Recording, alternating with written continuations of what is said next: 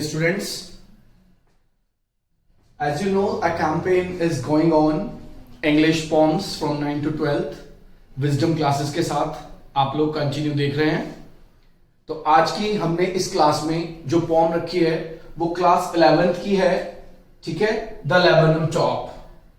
आज मैं यहां मेंशन भी कर देता हूं class 11th, okay. Class 11th की आज हम बात करने जा रहे हैं लेबनम टॉप। एक बहुत ही प्यारी पोम है।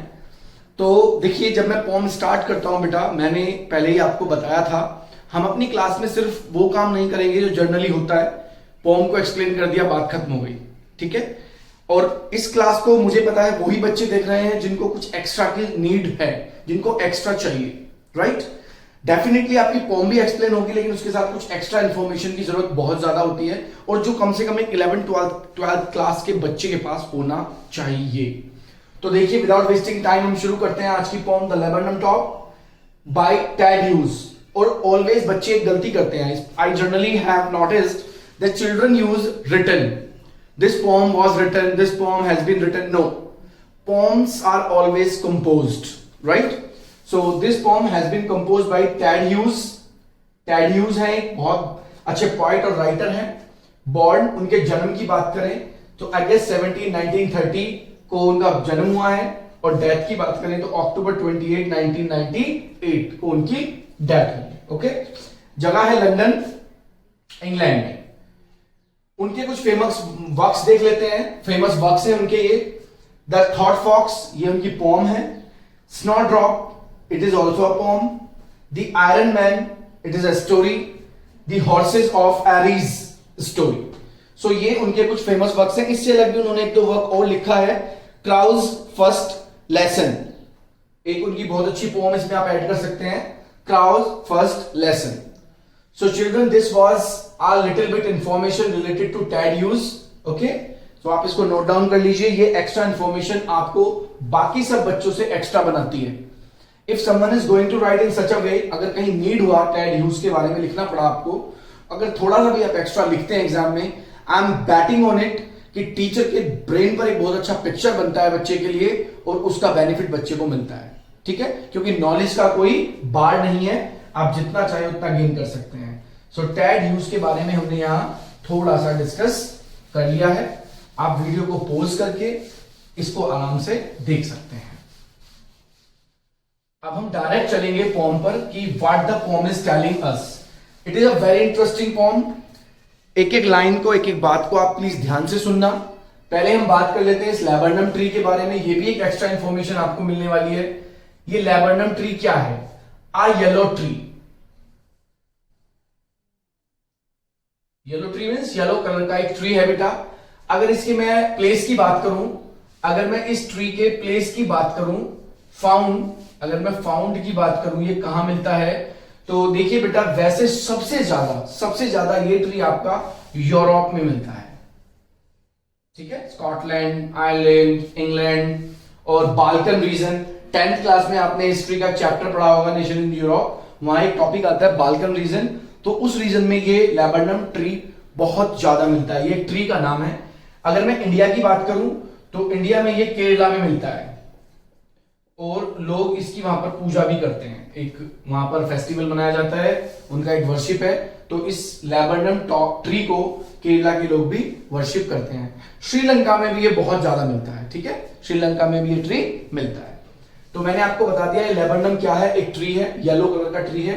कहां कहां मिलता है ये भी मैंने आपको एक्स्ट्रा इंफॉर्मेशन में ऐड कर दिया है, ठीक है। अब देखिए, इस सब के बाद हमें पोम की तरफ आना चाहिए।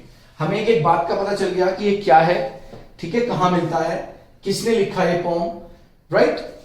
ये this poem is going to give you all a very good message, very good message. क्योंकि कई बार क्या होता है, हम फैमिली में हमारे पेरेंट्स हैं, ठीक है, वो हमारे लिए एक बहुत ही बड़ा सोर्स है, जिसकी वजह से हम खड़े होते हैं, हम पैदा होते हैं, हमें खाने को मिलता है। तो उससे रिलेटेड यहां पर एक मैसेज टेड ह्यूज ने हमें दिया है। तो लाइन टू लाइन शुरू करेंगे, and after the poem students मैं आपको कुछ पोएटिक डिवाइसेस बताता हूं हर पोम के बाद। तो प्लीज वीडियो को इसके बिल्कुल मत कीजिएगा, लास्ट तक आप सुनिएगा, ठीक है। It is going to very beneficial to all of you. Second, अभी जो चैनल पर नए बच्चे जुड़े हैं, प्लीज चैनल को सब्सक्राइब कर लीजिए बेटा। आपको लगातार ये नोटिफिकेशन इसके मिलते रहेंगे। लाइक और शेयर करना बिल्कुल मत भूलिएगा। तो चलिए आज की पोएम को हम शुरू करते हैं line by line. The laburnum top is silent. Laburnum top means इस ट्री का जो टॉप है, जो ट्री का टॉप है वो बिल्कुल चुप है, उसमें कोई खलबली नहीं है, बिल्कुल शांत है, कोई शेकन नहीं है, कोई मूवमेंट नहीं है, क्वाइट स्टिल, बिल्कुल शांत है अभी भी। In the afternoon yellow September sunlight, सितंबर महीने की पड़ती हुई वो येलो कलर की सनलाइट येलो कलर के उस पेड़ पर उसकी और खूबसूरती को बढ़ा रही है।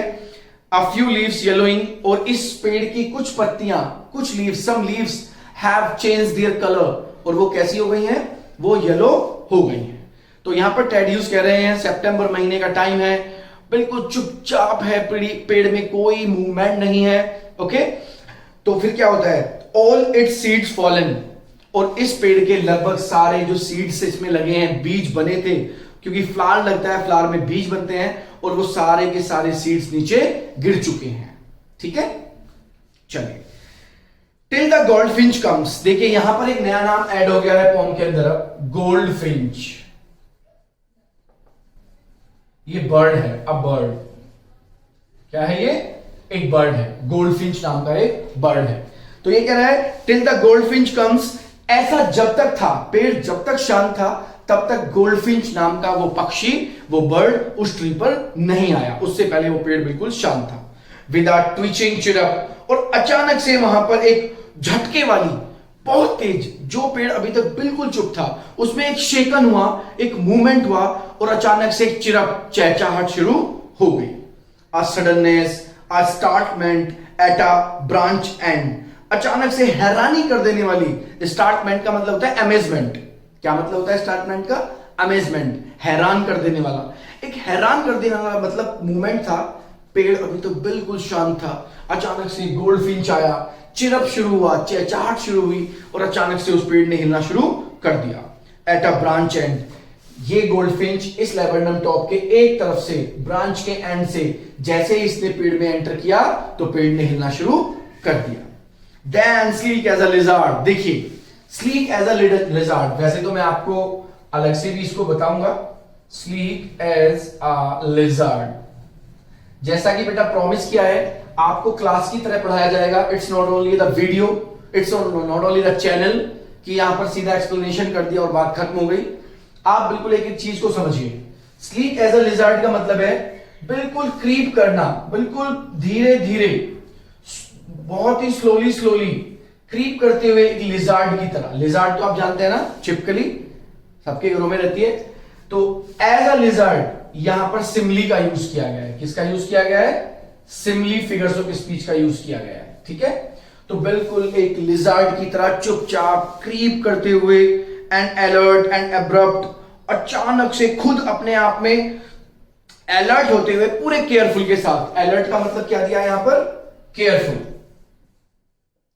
अलर्ट को आप लिख सकते हैं केयरफुल, पूरी सावधानी के साथ, एकदम sudden she enters the thickness, उस घने से पेड़ के अंदर चुपचाप एक छिपकली की तरह एक ब्रांच एंड से गोल्ड फिंच एंटर करती है, एंड मशीन स्टार्ट्स अप। देखिए मशीन, क्या वर्ड आया यहां पर, मशीन। बेटा मैं इसको रब कर रहा हूं, ठीक है, मशीन स्टार्टअप।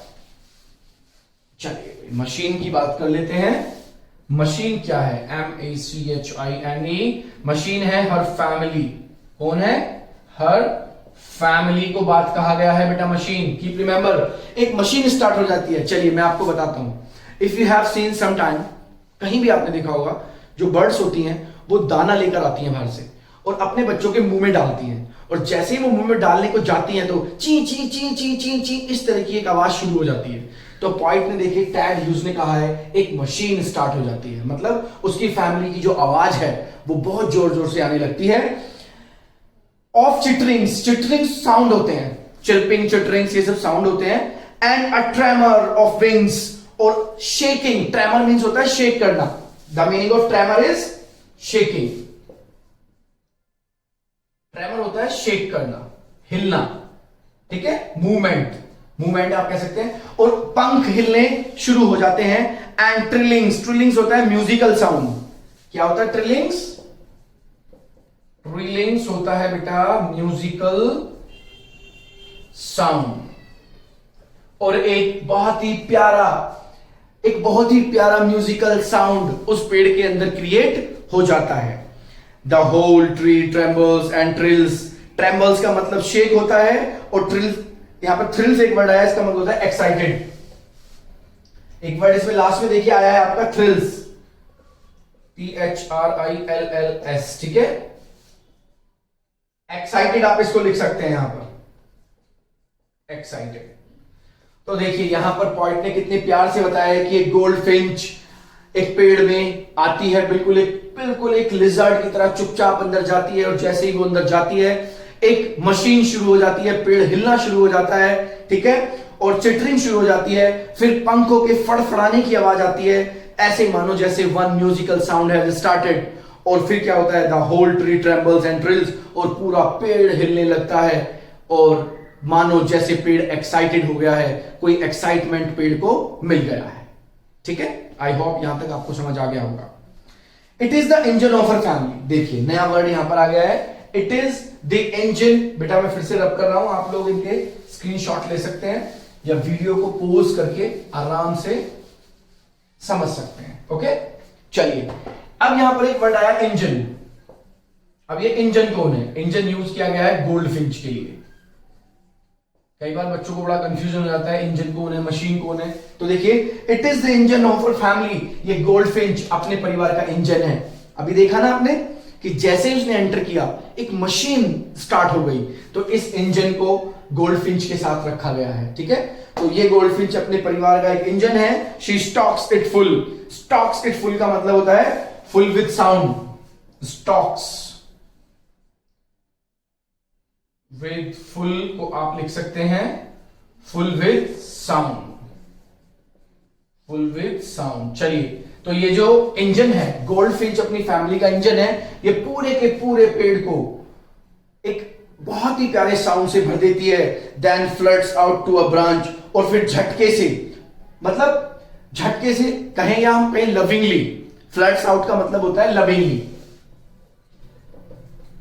फ्लड्स आउट का मतलब होता है लविंगली, ठीक है। और वो बहुत प्यार से फिर अपने विंग्स को फ्लैप करती है, और फिर एक ब्रांच के एंड पर पहुंच जाती है। शोइंग हर बियर्ड में फेस आइडेंटिटी मास्क। बेटा इस लाइन को बहुत ध्यान से समझ लीजिए। देखिए उसके बच्चों के लिए, गोल्ड फिंच के बच्चों के लिए गोल्ड फिंच का फेस ही आइडेंटिटी मास्क है। ये ध्यान रखना। उसके बच्चों को, छोटे बच्चों को नहीं पता कुछ भी, लेकिन उनको अपनी मदर का, गोल्ड फिंच का जो फेस है अपने बच्चों के लिए, वही उसका एक पहचान पत्र है, वही उसका मास्क है। Then with a delicate whistle chirp whispering, और फिर एक फियरफुल, एरे होता है फियरफुल, एक बहुत ही फियरफुल सी आवाज में चिरप करती हुई, सीटी बजाती हुई, she launches away towards the infinite. Launches away का मतलब होता है उड़ जाना, प्लेस को छोड़ देना। गोल्ड फिंच अपने बच्चों को दाना देकर और फिर बहुत प्यार से बाहर निकलती है पेड़ के दूसरे एंड की तरफ, ओके। और एक फियरफुल की आवाज सीटी सी बजाती है बहुत तेज, और वो क्या कर देती है, अपने आप को लॉन्च कर देती है। लॉन्च अवे मींस उस प्लेस को छोड़कर आगे उड़ जाना। कहां पर? Towards the infinite. इनफाइनाइट का मतलब होता है ऐसी जगह जिसका कोई अंत ना हो, मतलब आसमान में, आसमान में उड़ जाती है। And the laburnum subsides to empty. Subsides means होता है बिकम क्वाइट। सब्सिडाइज का मीनिंग है क्या है? Become quiet. और ये लेबरनम ट्री, लेबरनम टॉप फिर से पहले की तरह साइलेंट हो जाता है। So children, this was the explanation of the poem line to line.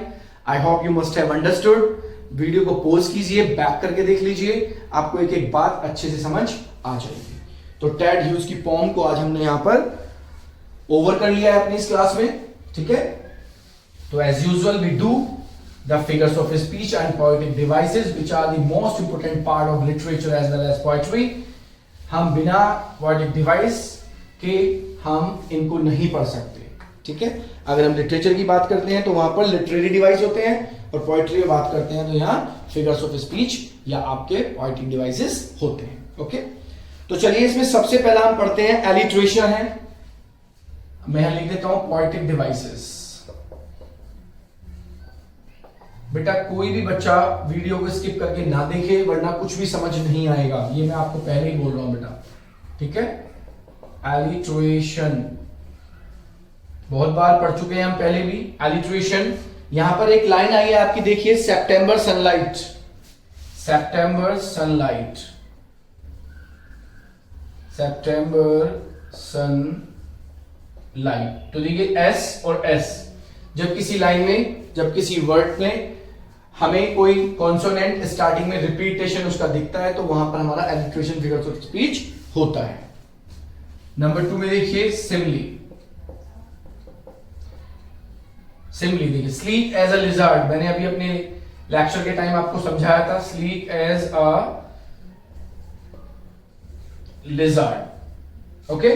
तो देखिए मैंने आपको सिखाया था बेटा लास्ट उसमें भी, when two objects are compared on the basis of their quality, कोई भी दो चीज, कोई भी दो लिविंग बीइंग्स, ह्यूमन बीइंग्स किसी दूसरे के साथ उसको कंपेयर करते हैं, तो देखिए यहां पर गोल्ड फिंच को लिजर्ड के साथ कंपेयर किया गया है, और पहचान करने का तरीका है, the main point to recognise the simile as, like, so, as, ये इसके पहचान करने के हमारे कुछ कीवर्ड्स होते हैं, ओके। नेक्स्ट में आप देख सकते हैं मेटाफर।